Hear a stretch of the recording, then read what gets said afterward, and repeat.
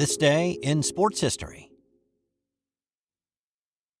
This episode is brought to you by the Sterling Soap Company. I'm a big fan of shave soap. I've been using different brands for years, and I recently gave Sterling's shave soaps a try, and I've been very happy with the results. Sterling's shave soaps give you a great lather and a frictionless feel that allows the razor to glide right over the skin for a super close shave. No skin irritation and a clean, refreshing feel with no soapy residue after. I can tell you without a doubt, it's simply the best shave I've ever had. And my wife has noticed too. And here's the thing. With the ability to purchase 1-ounce sample pucks, you can try out different scents to find the right one for you.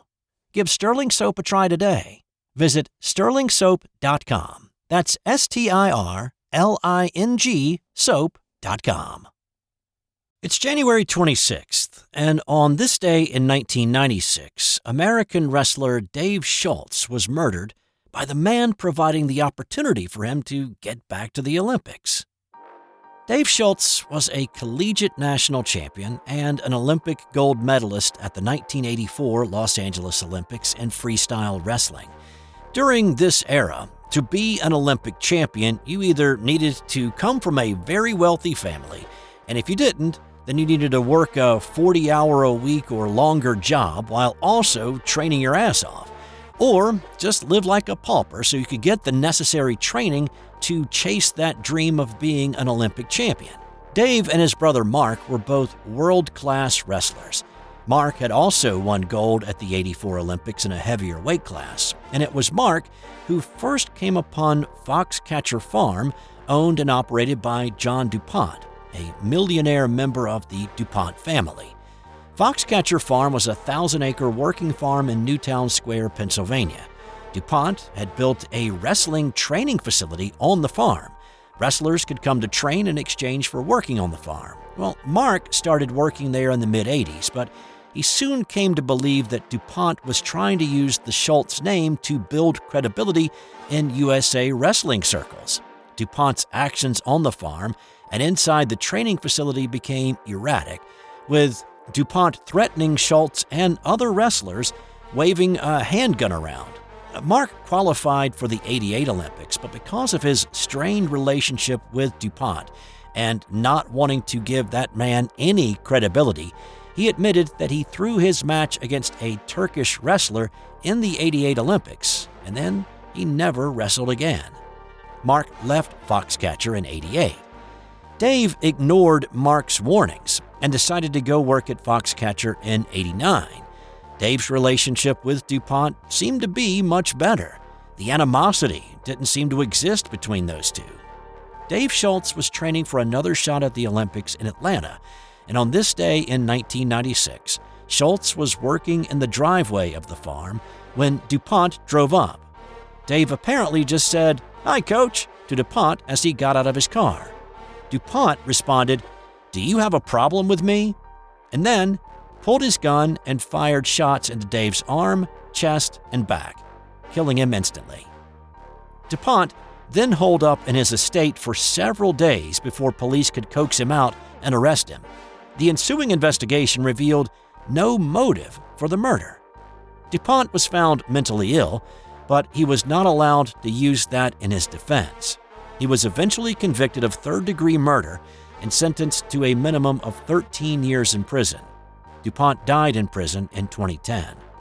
The story was turned into a 2014 movie called Foxcatcher, starring Mark Ruffalo as Dave and Steve Carell as DuPont. On this day in 1913, Jim Thorpe was stripped of his Olympic medals. It was a wrong that would not be corrected for more than a century. Thorpe was a tremendous athlete who excelled at every sport that he ever tried. He was a Native American, and he belonged to the Sac and Fox Nation of what is now Oklahoma. He started to make a name for himself when he was at the Carlisle Indian School in Pennsylvania when he was 16. Assimilation was the name of the game at Carlisle, following the edict to kill the Indian, save the man. He was introduced to football and baseball while a student there. In 1912, he was a member of the U.S. Olympic team that competed in Stockholm, Sweden. He won both the pentathlon and the decathlon during those games. The pentathlon consisted of 5 events, all scheduled for the same day.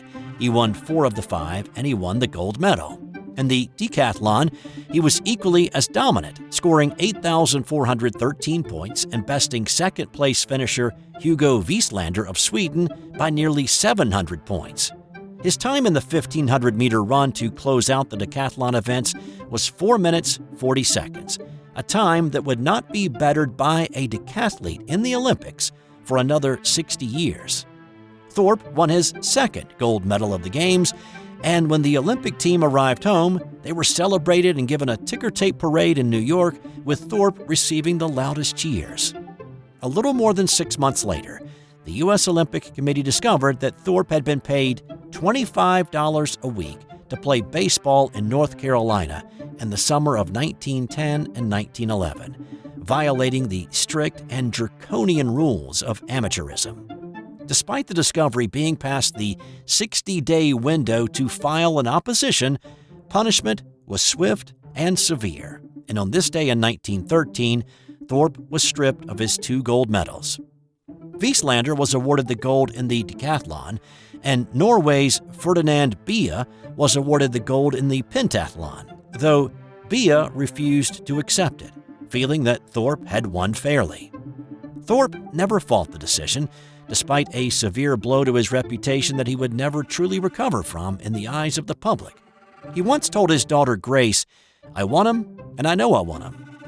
In 1982, there was a thawing of sorts as the International Olympic Committee awarded duplicate gold medals to Thorpe's surviving family members, but still listed Wieslander and Bia as co-champions in the event. It took another 40 years for the IOC to finally right the wrong completely, after consulting with the families of Wieslander and Bia, who both agreed that Thorpe was the true winner of the events and that both men had believed it until they passed away. The IOC changed the official result of the 1912 Olympic decathlon and pentathlon to reflect Jim Thorpe as the sole winner of the events, 110 years later. On this day in 1986, the Chicago Bears crushed the New England Patriots with their punishing defense and a rather large refrigerator. This was the first Super Bowl appearance for both teams, with neither team making an appearance in a league championship game since 1963, the Bears in the NFL and the then Boston Patriots in the AFL.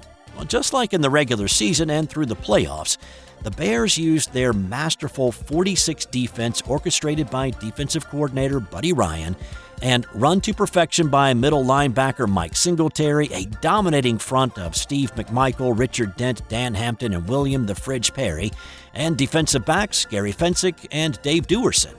The Bears' defense created 6 turnovers, 4 fumbles, and 2 interceptions on the day, and when DB Reggie Phillips picked off a Steve Grogan pass in the third quarter and then returned it 28 yards for a score, it was 37-3 Bears. Offensively, Jim McMahon threw for 408 yards and he ran for 2 touchdowns. Future Hall of Famer Walter Payton was not having a good day statistically, mostly because the Patriots were keying on him with 2 and 3 guys spying him and preventing him from doing much. And because of that, head coach Mike Ditka chose to give rookie Refrigerator Perry a chance to score a touchdown. First of all, the reality of first and goal. Perry, that one registered 3.8. Another Super Bowl record, the first refrigerator to score. And the largest running back ever to score a touchdown. That made the score 44-3. And that's the thing that really stinks about this game. Peyton, playing in his first and what would be his only Super Bowl, did not get the ball with a chance to dive over the top or use a sweet move to get into the end zone.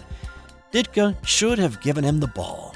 Peyton admitted the following week at the Pro Bowl that he was hurt that he didn't get the chance. And in fact, Ditka came out and said years later that not giving Peyton the chance to score a touchdown was the worst thing he had ever done and the biggest regret in his life.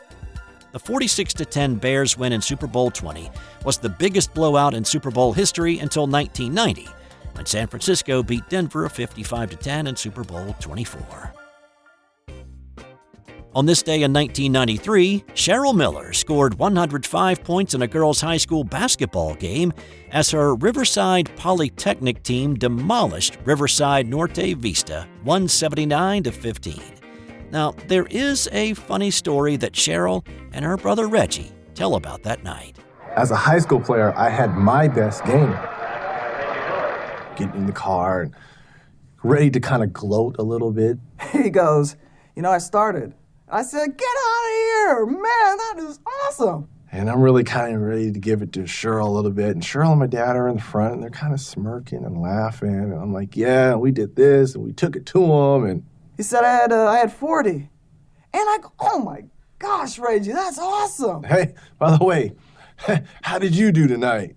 I said, well, I had a big game. He goes, what, 60? Cheryl kind of looks at my dad, and my dad kind of looks at Cheryl. She's like, oh, she had 105. I was like, huh? To be in the same household with arguably the greatest women's basketball player right down the hall, you couldn't win. You couldn't win. And on this day in 2003, the second greatest Super Bowl commercial debuted. Super Bowl XXXVII was a pretty ho-hum affair, with Tampa Bay beating Oakland 48-21. The notables about the game: 1, John Gruden exacted revenge on the notoriously cheap Al Davis by beating his former team, proving that he was worth the 4 draft picks that it cost the Bucs to get him. And 2, this was the last Super Bowl ever played in the month of January. So when the game turns into a runaway, the Super Bowl commercials take on a little bit extra importance in terms of entertainment, right? I mean, typically they're entertaining anyway, but you know what I'm talking about. So out of the cloudy mist created by all of the Bud Light commercials and the car commercials and the cell phone commercials came Terry Tate, office linebacker. We're getting more from our employees than ever before. Now quick, what product was actually being pitched in the ad?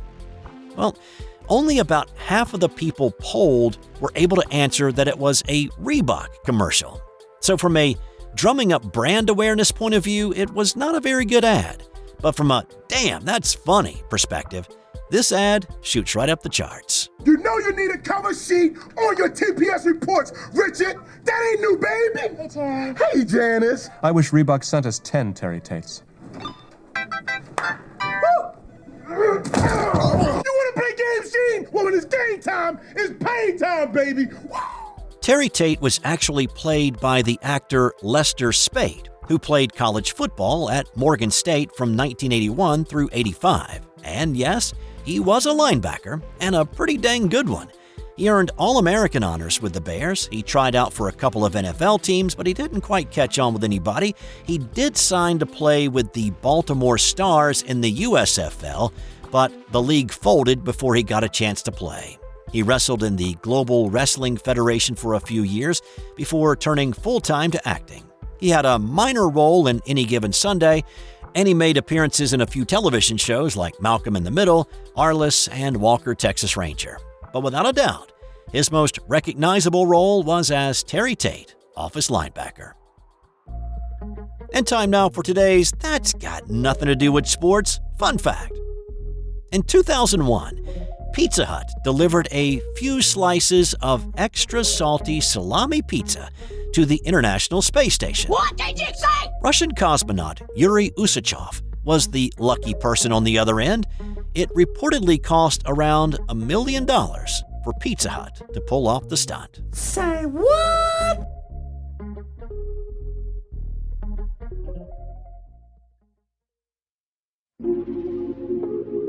This has been an original Thrive Suite production.